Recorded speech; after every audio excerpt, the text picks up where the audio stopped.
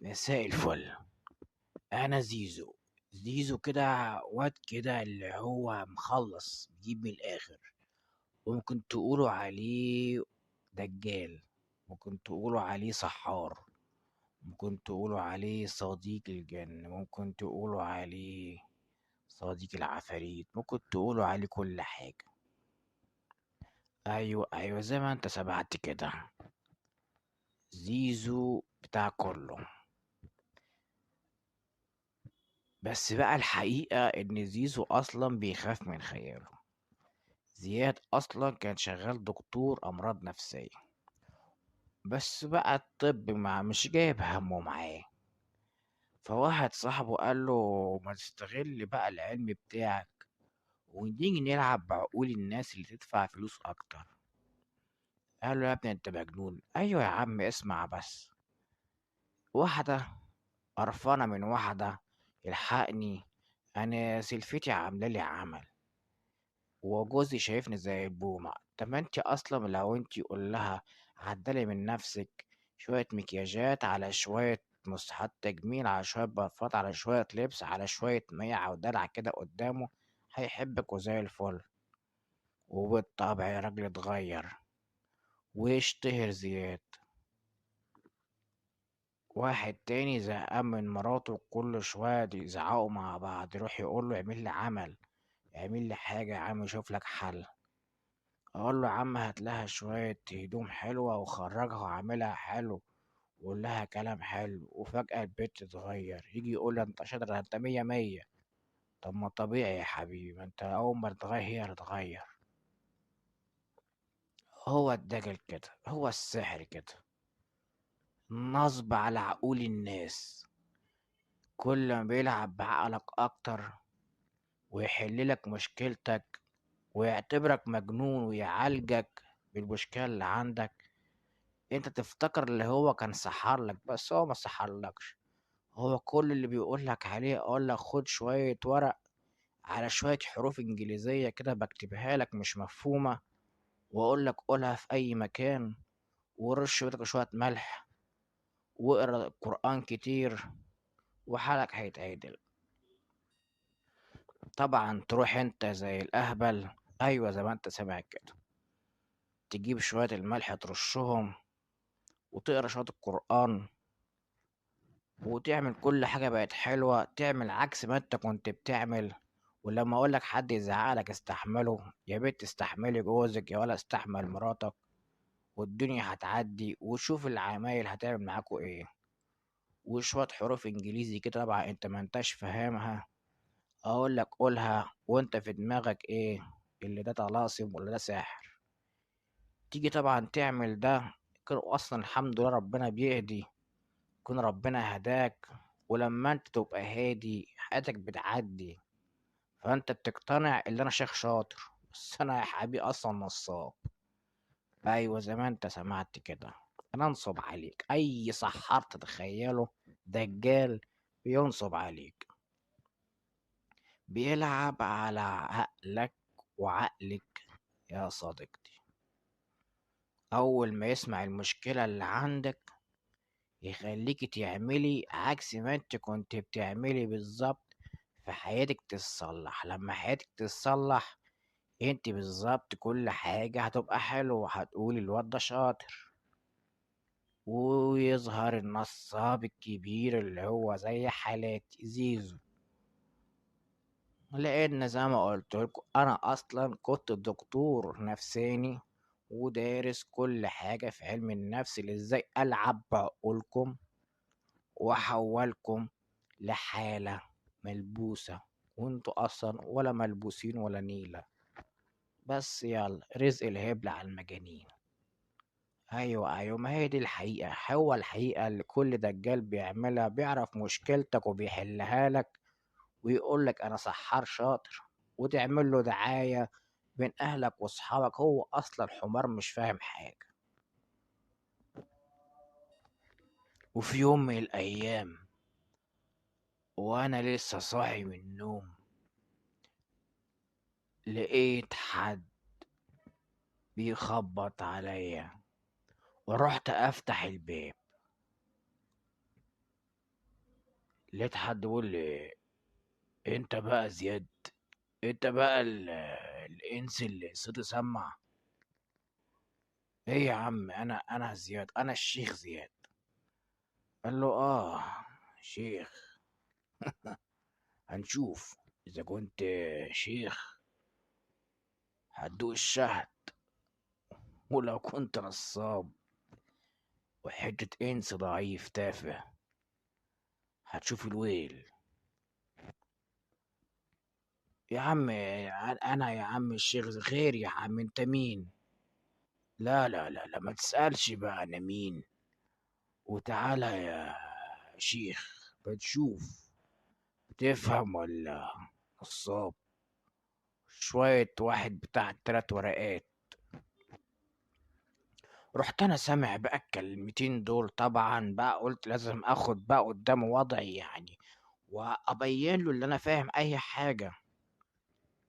قعدت كده اتكلم له شوية كلمات كده، وقعدت ادخل بقى شوية كلام القرآن كده في النص كده. لقيته بيستهزأ بيا بيقول لي: ايه اللي انت بتقوله ده؟ انت حافظ الكلمتين دول؟ وبقول لك ايه يا حتة انسي، انت اللي بيقولوا عليه الشيخ زيزو، انت بيدلعوك برضه بيقولك كده يا حبيبي، صح؟ رحت واقف كده مكسوف كده ومش عارف اقول له ايه. قلت له: خير خير، اؤمر، طلباتك. قال لي: عندي حالة وعايزين نشوفها، ولا انت مش قد القول؟ ما تيجي تشوف الحالة اللي عندنا، ويا رب تكون بتفهم. لقيت الراجل كده عمال بيتريق عليا كده وعمال بيعاملني اكني انا اصلا مش فاهم، زي ما اكون يعني فقسني ازاي ده، ولا يعني عرف منين انا نصاب اصلا. هو لسه ما كانش حد يعرف اي حاجة. انا بقى رحت ايه ماشي كده ومعايا، ورحت اخد الشنطة بقى والعدة زي ما بيقولوا، وايه بقى، ورشيت نفسي شوية مسك كده على اساس بقى اللي انا ايه، شيخ مبروك. ولبست شوية السلاسل على شوية السبح اللي هما الطوال، والجلابية القصيرة دي، ورحت ماشي معاه. لقيت العربية والسواق، ولقيت بيدخلني كده اكنه بيدخل واحد شوفير عنده، ولا مش عارف بيعاملني كده ليه الراجل ده.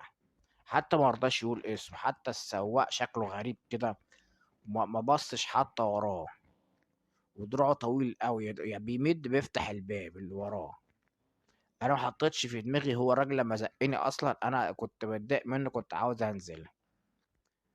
فبسأله: ايه يا عم انت بتعاملني كده ليه يا عم؟ وانت في ايه، مالك في ايه؟ وكل عليه بيضحك كده ضحكة الشريرين، مش عارف جايب الضحكة دي منين.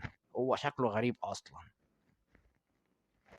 بقول له: راح فين؟ حتى مش عاوز يجاوبني. بقول لي: هنروح نشوف الحالة. كل على لسانه: هنروح نشوف الحالة. حالة ايه ده؟ شكله يوم استغفر الله العظيم يا رب. رحت فضلت ساكت كده. احنا مشينا كتير قوي، احنا طالعين من الصبح، فضلنا ماشيين لحد ما دخلنا في وسط الصحراء. دخلنا مكان جوه الصحراء، ولقينا ناس طويلة قوي وشكلها أسمر كده، ولابسين بدل غريبة، بدل كده عاملة زي يعني الأفراح بتاعة الستينات كده، ولا الخمسينات، اللي هي القصيرة أو من قدام وطويلة أو من ورا، لها ديل كده. وشكلها غريب قوي يعني، ما أعتقدش الموديل ده لسه موجود. وحتى القمصان، هي البدلة كلها بقميصها بكل حاجة أسمر فأسمر. هم أصلا شكلهم ناس سمر كلهم.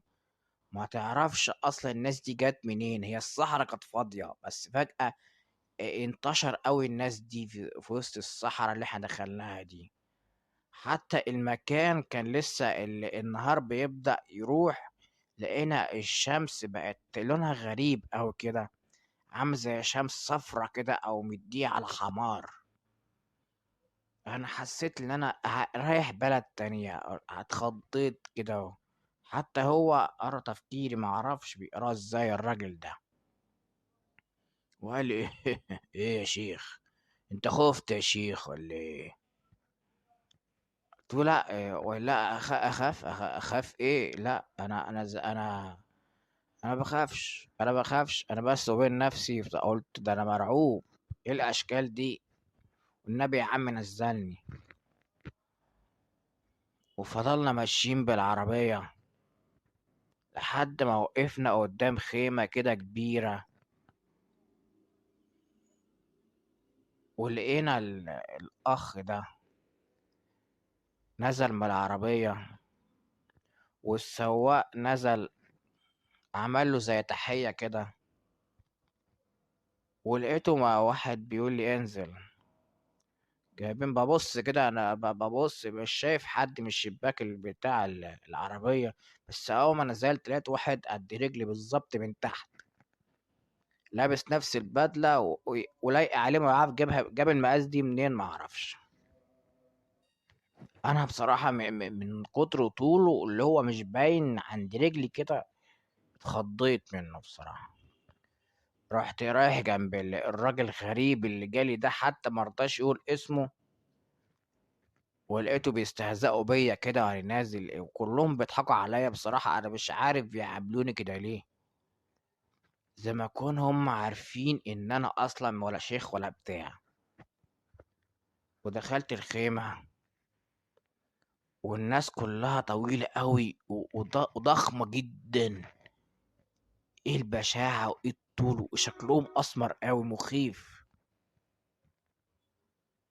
لقيت واحد متسلسل بجنزير ومولعين وراه نار، وهو اكنه مش حاسس بأي حاجة. الراجل اللي هو متسلسل ده اول لما قربت منه كده لقيته بيقولوا هي دي الحالة. فبجد ابص كده انا رجلي بتقدم ورا ورجلي طب اعمل فيه ايه؟ انا مش عارف اعمل ايه. لقيته بصلي كده ومزنغر وطلع صوت وحش قوي فظيع. انا خفت من الصوت، بس مش مبين لهم اللي انا خايف، بس انا مرعوب من جواي. عينيه عبارة عن حاجة مقلوبة، مفيش فيها النن اسمر، حاجة بيضة كده ومضيئة، حاجة زي بتنور، عينين بيضة بتلمع. لقيته بيبصلي كده وعمال بيحرك في رقبته يمين وشمال كده بطريقة غريبة قوي، وبيضحك وبيستهزأ بيا وبيقول انتوا جايبين شوية انسي، بني ادم من طين، جايبينه ليا انا الملك.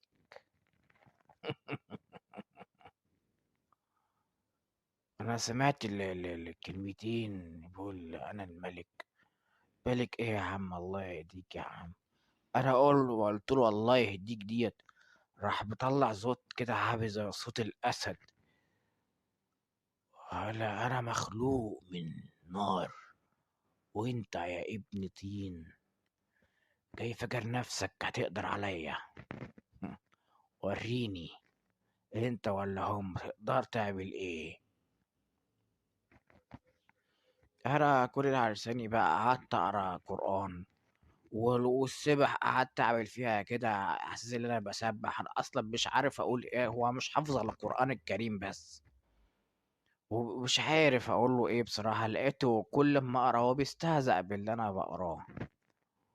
فافتكرت في الشنطه اللي انا كنت قاري شويه حاجات طلاسم كده من كتاب شمس المعارف، اللي هو ازاي تصرف الجن اللي هو من نار او اللي هو المرضى. فقلت اجرب، طب ما جايز يجيب حل. ما انا اقول لهم ايه اللي انا مش فاهم نصاب؟ ده الناس دي لو عرفوا ان انا نصاب ده ممكن ياكلوني، شوف شكلهم عامل ازاي. قعدت اقرا عليه الطلسم ده، الاقيه طلع صوت زي ما يكون صوت فعلا حد بيصرخ. انا قلت اهلا، ده طلع تبعك. طب ايه؟ طب ما زيد بقى. فضلت اقرا عليه وازيد تاني في الطلسم وازيد تاني قعدت افضل اقرا في الطلسم لحد ما لقيت دخان اسمر طالع منه. ولقيت الدخان ده الراجل بقى اتنين. ولقيت كل الخيمة بقت فاضية، ما فيهاش الا الراجل اللي جه معايا في العربية والسواق والاخ القزم. بس اشكالهم مرعبة قوي، هي نفس الاشكال اللي شفتها في الاخ اول ما دخلت. عندهم قرون حمرا كده، والبدل دي بقت بتطلع نار على جسمهم بس هم مش حاسين. هم مخلوقين من نار، اشكالهم عامل زي نار ماشية على الارض، وصوتهم عامل زي صوت الافاعي، عاملين زي افلام الزومبي اللي بتشوفها في الافلام الاجنبي، صوتها كده. ومشيتهم بطيئة قوي، بيقربوا منك. كلهم بيقولوا عرفت بقى انك نصاب وحلنجي، انتوا كده يا ولاد الطين تنصبوا على الناس باسمنا، عمالين تقولوا اللي انتوا بتحضرونا وانتوا شاطرين، وانتوا اصلا ولا بتعرفوا تحضرونا ولا بتقدروا علينا. انتوا شغالين عندنا عشان انتوا حبة نصابين.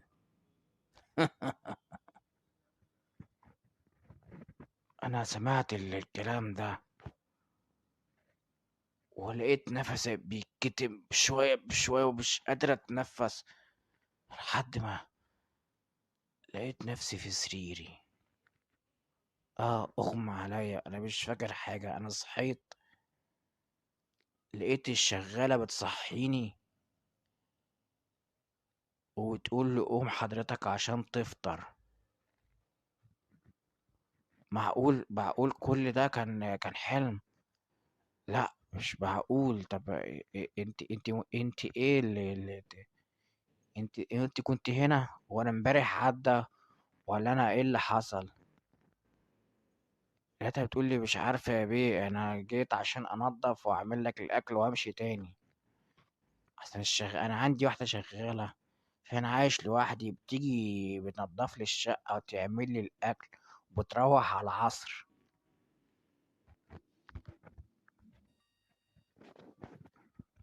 انا قعدت اقنع نفسي بالعافيه ان كل ده فعلا كان مجرد حلم.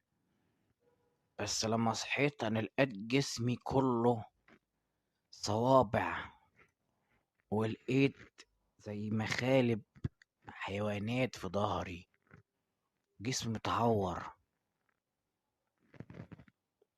معقول ده حلم؟ طب الحاجات دي جت منين؟ انا مش فاهم حاجة. البنت اللي هتدخل تاني يا باشا، انا رايح اجيب حاجات للمطبخ. قلت لها ماشي، مش عاوز حاجة من تحت، لا شكرا ميرسي. سمعت نفس دقة الباب، رحت افتح الباب بعد ما الشغالة مشت. لقيت نفس الراجل اللي المفروض كان حلم واقف قدامي بيقول نفس الكلام بس بسخرية اكتر. ان هو كان متأكد اننا هتقابلنا قبل كده، او هو مبسوط من اللي حصل لي وطلعت نصاب. بيقول لي ازيك يا ابن الطين، احلام سعيدة، من هنا ورايح مش هتشوف في حياتك طول ما انت شغال في مجال السحر والدجل وتقول لي انت شيخ وانت نصاب، عمرك ما هتشوف تاني ايام حلوة في حياتك، هنخلي حياتك جحيم. انا اول ما سمعت الكلمتين دول والراجل يا عم يا عم، الراجل اختفى. ايوه، الراجل اتبخر. هوا، عبارة عن شوية هوا اتبخروا. انا بجد اترعبت من اللي بيحصل ده، قلت خلاص حاجة هتقلب بجد. كان لازم أنا اعمل وقفة من اللي بيحصل ده. انا حتى ما استنيتش الشغال، اتصلت بيها قلت لها خدي اجازة، انا كمان اخد اجازة ومسافر دلوقتي. انا لازم افكر ابعد عن المجال ده. كفاية جايز دي علامة اللي لازم ابعد. جايز الموضوع فعلا هيقلب بجد، وانا اصلا ولا بعرف احضر ولا بعرف افهم في اي حاجة في المجال ده. انا اصلا بخاف جدا من خيالي، اصلا لو عدى جنبي خيالي ممكن اخاف منه. حضرت العربية، حضرت هدومي، وقلت انا هروح اسافر في اي حتة غير جو. وبالفعل رحت على شرم وحجزت الشاليه، وقلت انا هفضل هنا لحد ما مزاجي يبقى حلو. الحمد لله معايا فلوس محترمة، اي نعم عملتها بسبب اللي انا عملته، بس انا ما نصبتش على الناس، ما ضربتهمش على ايديهم عشان يقتنعوا ان انا شيخ، وانا اصلا كنت دكتور مش شيخ.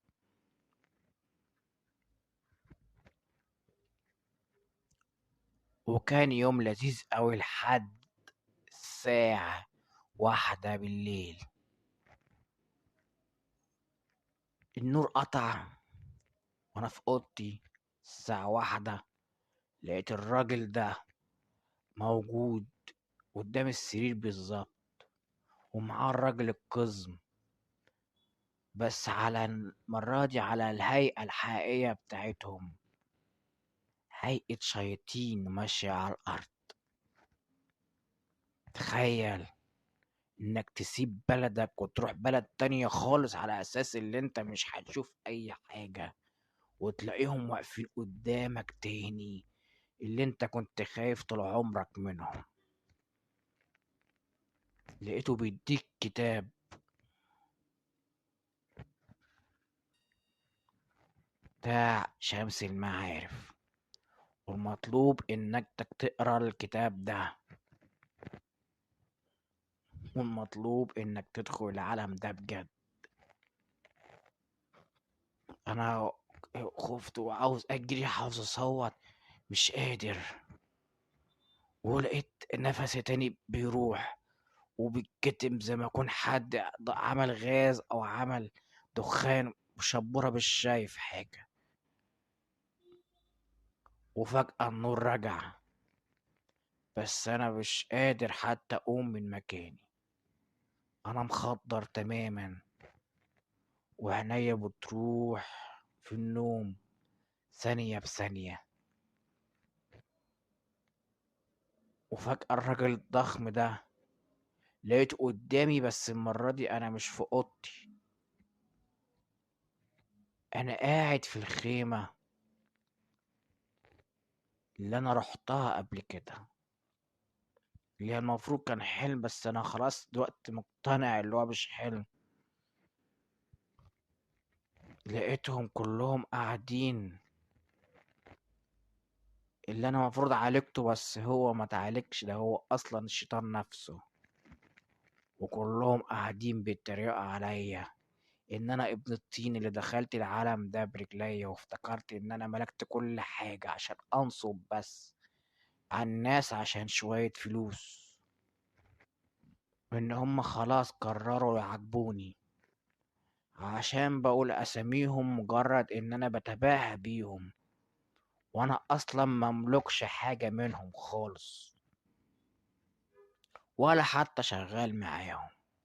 انا بس عرفت لي كام اسم واحد كده من الكتب على كام اسم واحد من النت، وقلت انصب بيه على الناس عشان تقولوا الشيخ راح، الشيخ جه، الشيخ زيزو راح، الشيخ زياد جه. وانا ولا انا فاهم يعني ايه الاسامي اللي بتقال دي، ولا هم مين اصلا.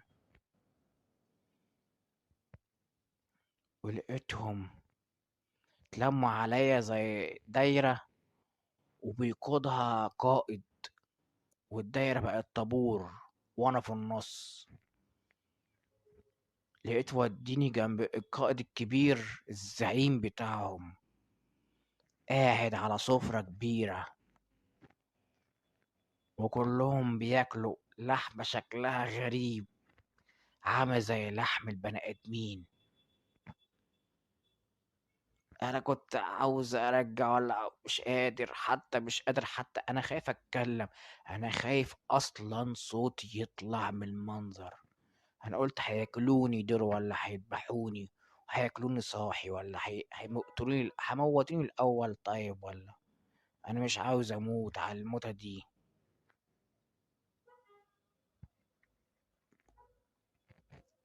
لقيتهم بيخيروني إن أنا أسيب المجال ده،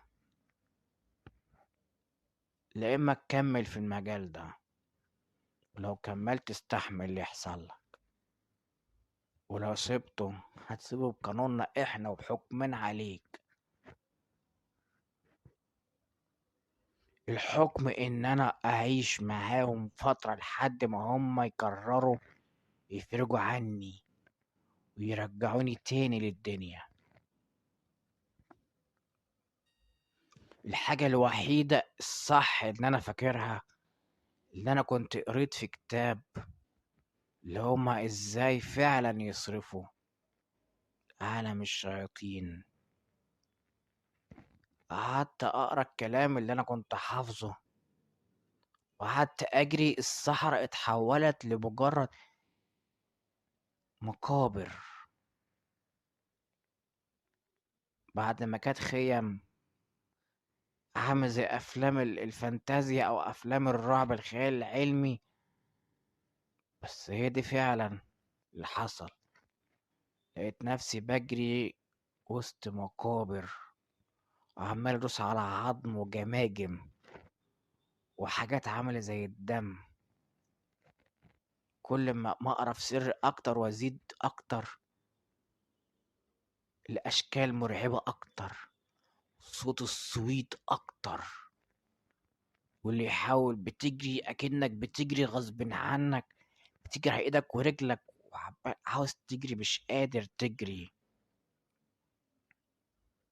مجرد إنك بتسمع الصوت بس خوف ورعب بجد. الرعب إنك مش بس تسمع بس، الرعب الحقيقي إنك تعيش بنفسك في يوم من الأيام دي، إنك تبقى نفسك تجري وبتجري بس مش قادر تجري، تحس إنك بتجري في مكانك، تحس إنك بتدوس على بني آدمين ميتة. هو ده بجد الرعب اللي انت فعلا ممكن تعيشه. عاوز تزعق مش قادر تزعق، عاوز تتكلم مش قادر، انت عمال بس تبص كده وراك ومستني ايه اللي هيلحقك. هتتاكل صاحي ولا هتموت، ولا هتبقى عايش في دنيا غير الدنيا، ولو عشت بعدها هتبقى مجنون ولا سليم. قعدت اكمل قرآن كريم لحد لقيت نفسي في العمار. ازاي؟ معرفش. واول ما لقيت نفسي في العمار، دخلت صليت، وما روحتش من الجامع، حكيت للشيخ كل حاجة. وبصراحة الشيخ ساعدني وشرح لي كل حاجة مبسطة، القرآن الكريم، وعلمني ازاي احصن نفسي. خدني عنده في البيت، وبيت عنده كام يوم، يعني حوالي اسبوع، انا مش فاكر المدة، بس فعلا علمني ان ازاي التزم في حياتي، إني منصبش على حد، إني ما أقولش حاجة أنا أصلا مش قدها، ما عشمش غيري بحاجة أنا مملكهاش، ما أقولش للناس أنا الشيخ كذا أنا أقدر أعمل لك، وأنا أصلا حتة نصاب بنصب عليكم. هو ده اللي حصل. الشيوخ اللي عامل نفسها شيوخ هي أصلا مش شيوخ، والدجال اللي حافظ له شوية كلمتين تلاتة من النت أو من الكتب وبيطبقهم على سيادتك. زيزو بطل الشغلانة ورجع لشغلانته الأساسية، الدكتور، دكتور نفساني، بيكسب قليل بس هيعيش سليم. أما انت بقى يا حبيبي يا دجال، تقدر ترجع؟ دقت الفلوس النصب الحرام، وانت حبيبتي اللي بتتضايقي من اي حد تروح تسحري. هو لو عرف كان ساعد نفسه. السحار لو يقدر يسعدك كان عمل لنفسه حاجة تسعده، لو هيقدر يساعدك كان ساعد نفسه. بص كده من بعيد كده على حالته، هو نفسه مش قادر يعالج نفسه عشان هو أصلا حمار نصاب. هي دي بالظبط مهنة الدجال، بيحفظ شوية كلام بس لو عاش الحقيقة مع الأسامي اللي هو بيحفظها بالعافية هيبطل غصب عنه، لا إما هيتجن من الأشكال اللي بيشوفها والأصوات اللي ممكن تسمعها. بلاش تروحوا يا أصدقائي للسحارين والدجالين، دول حبة نصابين بجد. دي كانت مغامرتنا مع زيزو الدكتور اللي مبقاش دكتور، بس لما عاش بجد مع عالم مش عالمه قرر إن هو ما ينصبش على حد تاني. استنونا بكرة ومغامرة جديدة مع قناتكم، قناة قصص عماد. تصبحوا على خير.